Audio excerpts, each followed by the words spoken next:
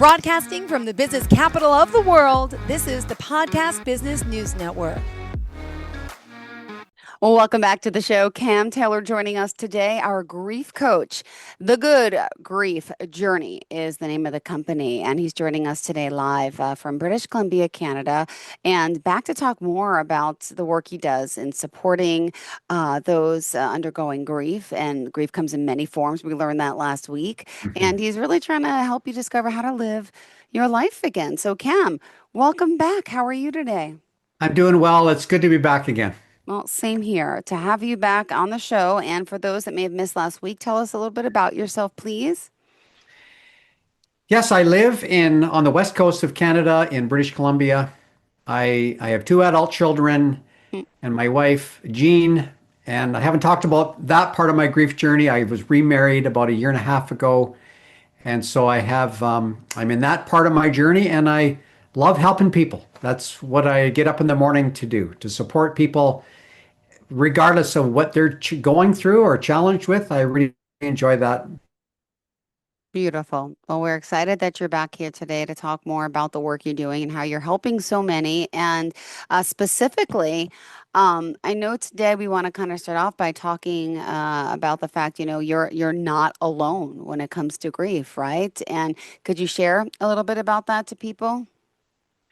Yeah, I really wanted to just kick this off by saying, if you are a person who has had a loss recently, or even a loss that you've had even months ago, but you feel like you're the only one that is wrestling with so many different reactions, emotionally, spiritually, physically, in your thoughts, in your behaviors, I want to say to you, and as I've said to so many people that I know are in the same boat, you are not alone.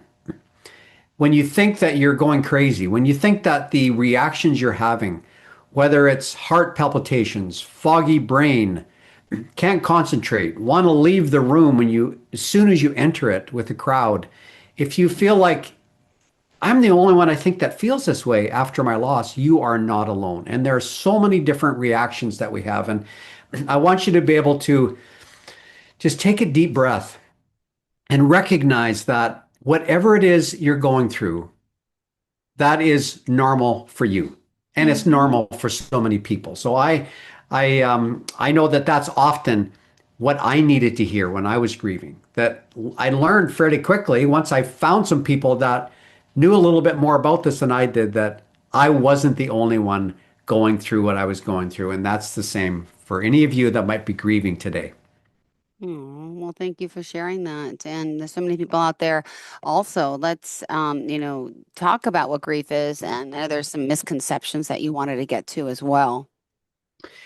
Yeah, one misconception I want to talk about today is this whole idea that grief happens in some type of an orderly, linear fashion. And one of the theories that's out there, it's actually has been misunderstood, very misunderstood compared to what the authors meant, is the Kubler-Ross 5 stages of grief, that whole model. And that's very popular out there. But it's interesting that they never intended for that particular grief model to be linear, to be, denial happens first and then you move to these other 4 stages. They also, like what I believe, intended for that to be more, these are some of the realities you may experience during grief. And they don't necessarily happen in a particular order, nor do they happen, all of them, for everybody. For example, for myself, I can't honestly say that I was extremely angry after my wife passed away in 2020 from kidney cancer. Yes, for a while I was angry at the cancer, for sure, but I fairly quickly was able to reconcile that with how I wanted to show up. But going back to these stages, a better way that I like to describe it is there are certain elements that will be true for so many different people. But I want to talk a little bit more about my good grief model, which I think gives a different way to approach your grief and travel through your grief. So why don't I jump in with that? So good grief journey, GOOD. D. And again, this is not necessarily in an order, but what I found to be these are the elements that you need. G stands for go down into Mhm. your grief. As soon as we have losses, that's when the most intense time of grieving happens. That's when a lot of these reactions are happening. So it's so important for you to allow that grief to come into your house. Okay. Because when grief wants your attention, you need to give it that attention. Because if you don't, if you push it off, it will come back later in ways that you never anticipated, nor did you want. So go down into your grief. And then the first O in good is open up to new ideas and people. I learned that very quickly that I didn't know what I didn't know. And I Yeah. didn't know what I was doing. Mm. I didn't know how to grieve. So I realized fairly quickly I need some new ideas so Yeah. that I can actually start to think about this differently, Yeah. perceive it differently, pick a different perspective on what I was going through. And I also needed people, in particular, empathetic people to help me. So go down into your grief, open up to new ideas and people. The second O is orient your life with resiliency. And I want to come back to that today in this podcast because resiliency is a key element, a key muscle that I learned to strengthen. And I want to encourage you as well. And then the D, and eventually you get to this. I got to this. It's discover how to live again. And there are Yeah. some specific strategies, things like learning to move from that survivor to that thriver. What does that look like? And there are some specific ways you can actually shift that when you're ready. And to find a new purpose and to find a new identity after your identity's been hijacked or destroyed by your loss. So that to me is more a better representation of how grief actually can go. It's not linear, it's not in a straight line. It sort of comes and goes in waves, and then over time, the intensity does definitely lessen. Interesting. Interesting. Thank you for sharing that. And if you are tuning in, just letting you know we're here with our grief coach, Cam Taylor, joining us today. And we're learning, that resiliency, really can help dealing with loss. And there's so much that you can face. Maybe you're not aware, maybe you're not in it now to understand, but guess what? You will overcome like all of us have. And some people just need that extra guidance, including myself at times, and vice versa. And so don't be afraid, open up, and we're going to talk more about resiliency. Go ahead. Yeah, let me talk about resiliency. And this was a huge light bulb moment. And I one of the first books I read after my wife passed away was a book called Resilient Grief. A friend of mine actually gave me the book, and I thought, okay, why not? If he found it Hmm. helpful, I'll read it. And that's often the case for me. If somebody says, "Here, read this," or "Look Yeah. at this," I'll take them up on that. But this book, the huge light bulb for me was when you have a loss, sometimes it feels like you now are the victim of these circumstances that are Yeah. outside your control. I mean, isn't that so much the case? And that's true with so many parts of our lives that when there's trauma and accidents and incidents and losses, it's very easy for us to all of a sudden say, "Oh man, poor me." And I think there's a place for that. But what I recognized, and I at the time I didn't even know it, is that I thought I needed to allow this grief just to kind of roll over me. And that I all I could do in grief with grief is to be passive.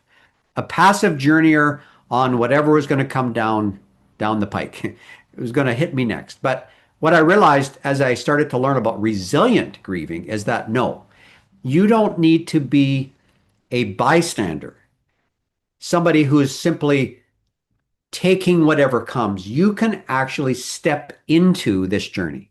You can be a participant in it. You can actually, you have some agency in what is actually going on in your life. The one philosophy that I've learned so much from is Stoic philosophy, and an author, Ryan Holiday, has taught me a lot about this. He's a current day philosopher, Stoic philosopher, and he said this. He said, "What happens is what happens."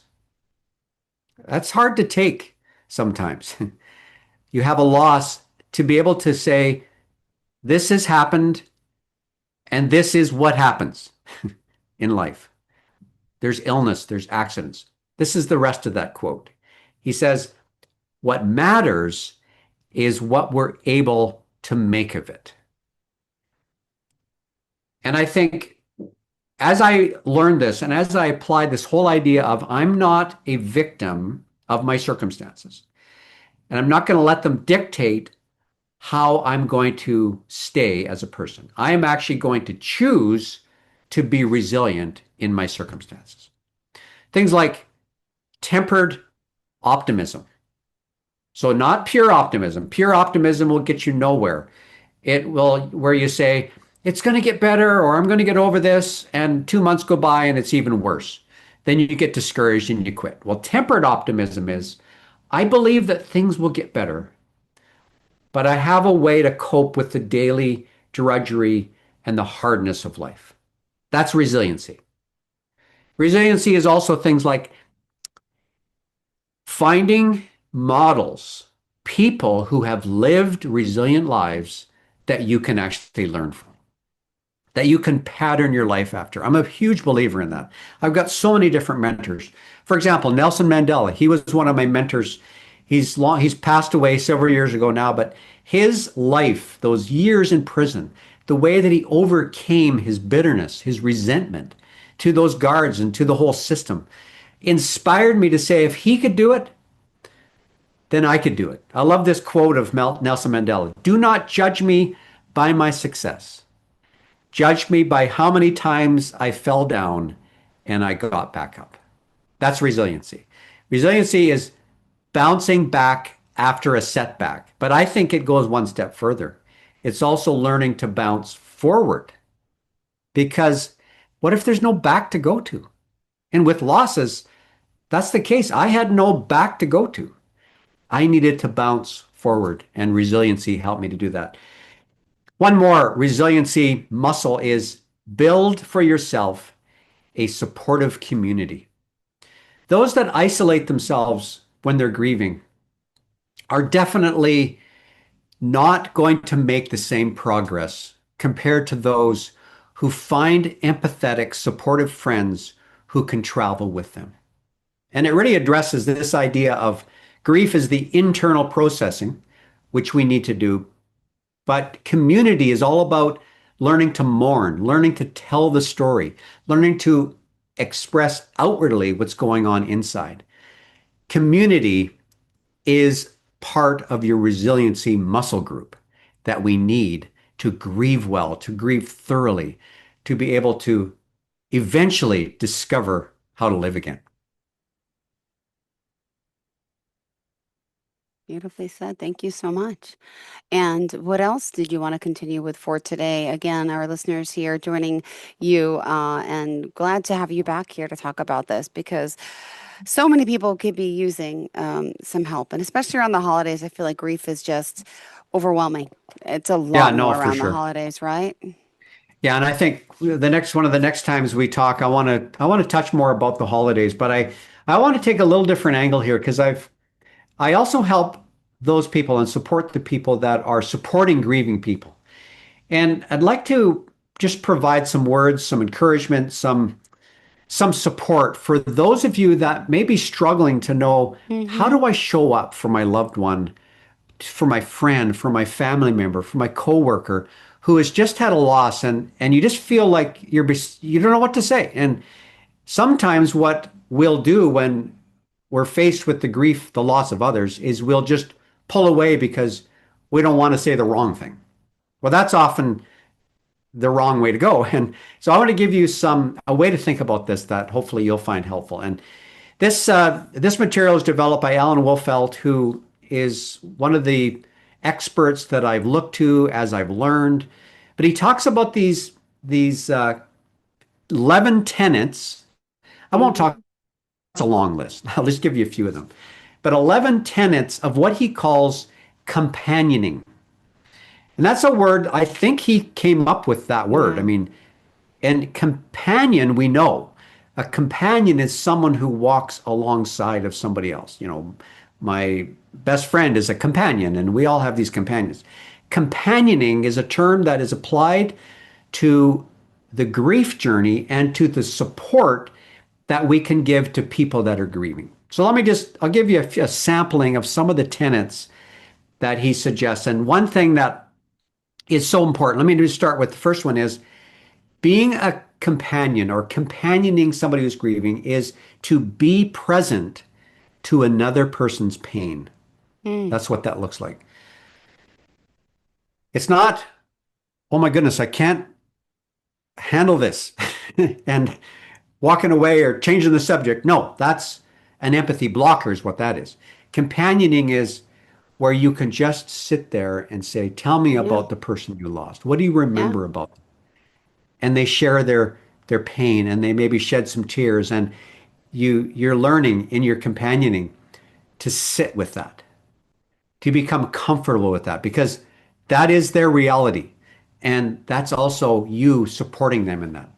Mm-hmm. Companioning is also the phrase that's used, it's going into the wilderness of the soul.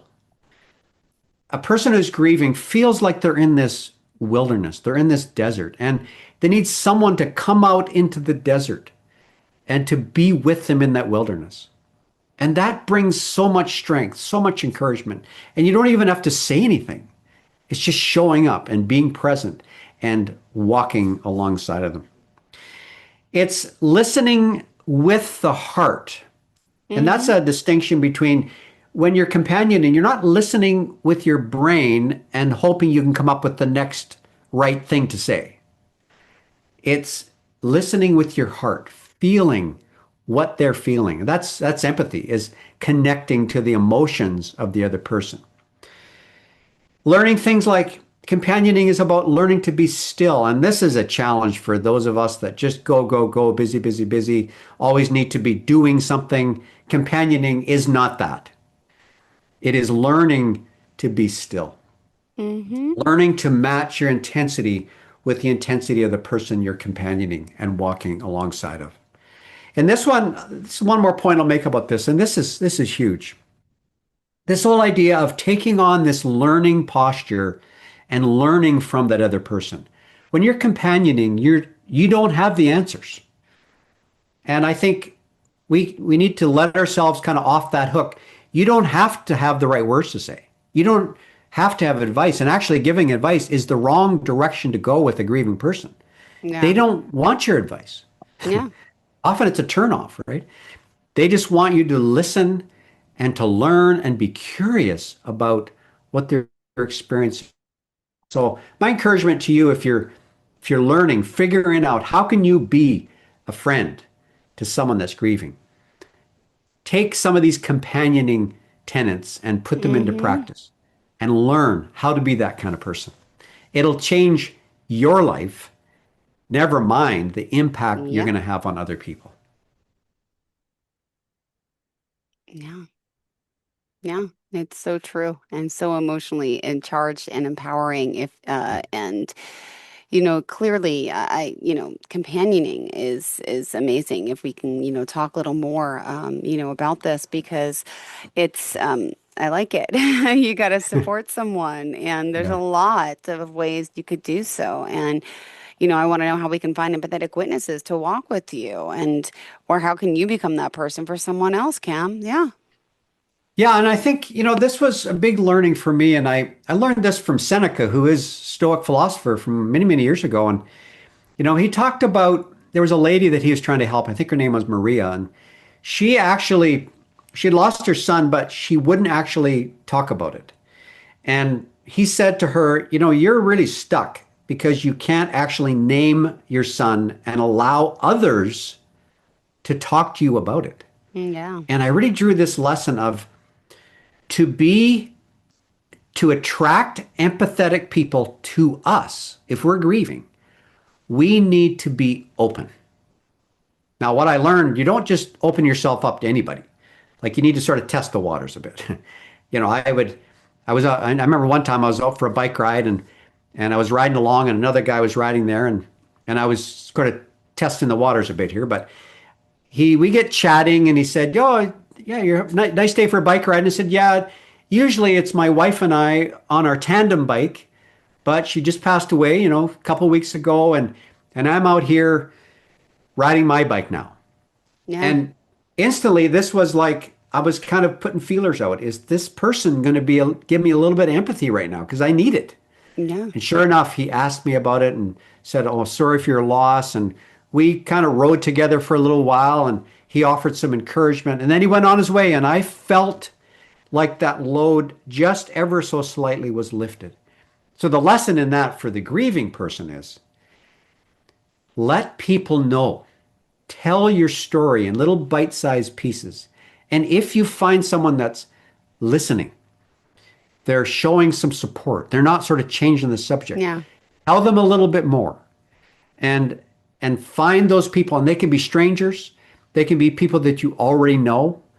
And the people that aren't that way, just kind of let them go. Don't like boot them out of your life if they're a part of your life, but just don't try too hard if they're not willing to reciprocate. Yeah. Find the people that will provide you that space, that they'll be those companions for that maybe short period of time, and that ever so slightly lifts that burden that you're feeling. Sure does. Sure does. Thank you. Thank you. And we got a few more minutes left here to sum everything up. What else, Cam? Well, I think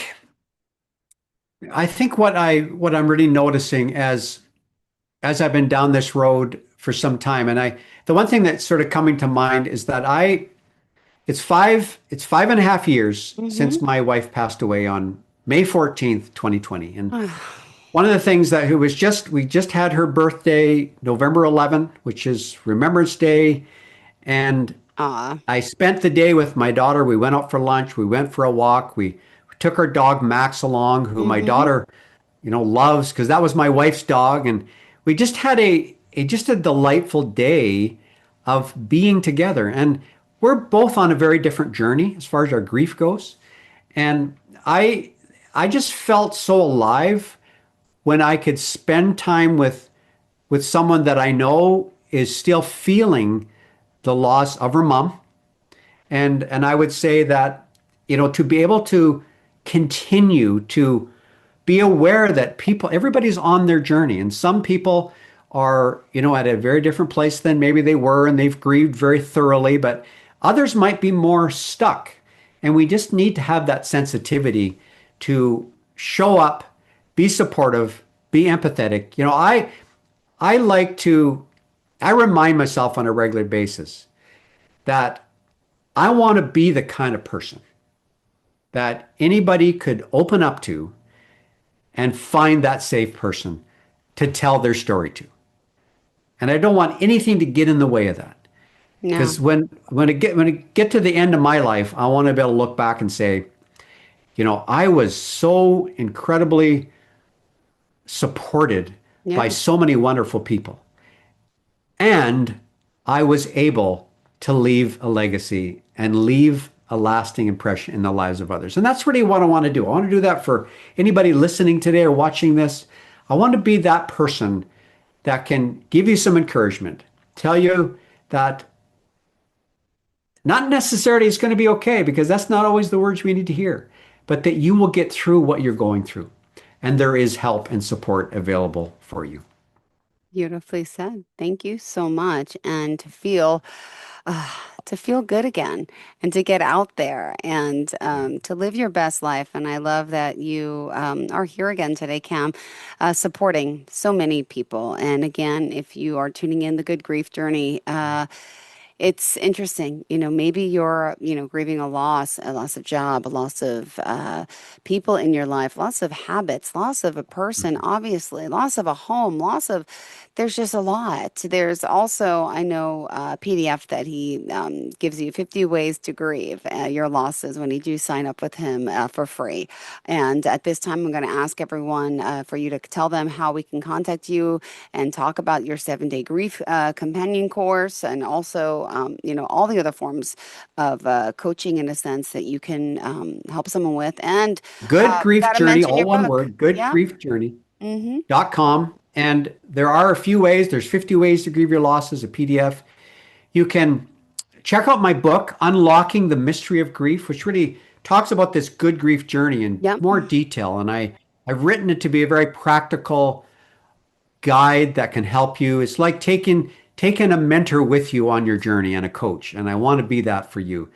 As well as for you to reach out if you want to do a phone call or a Zoom meeting, just to kind of tell me a bit of your story. I'd love that opportunity to see if maybe it's a way that we could work together and you could get some support in that way. So that's how you can reach me. I look forward to hearing from you and providing that support.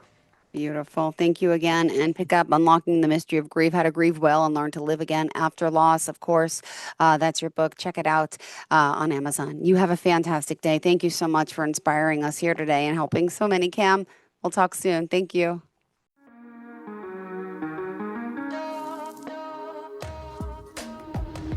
Broadcasting from the business capital of the world, this is the Podcast Business News Network.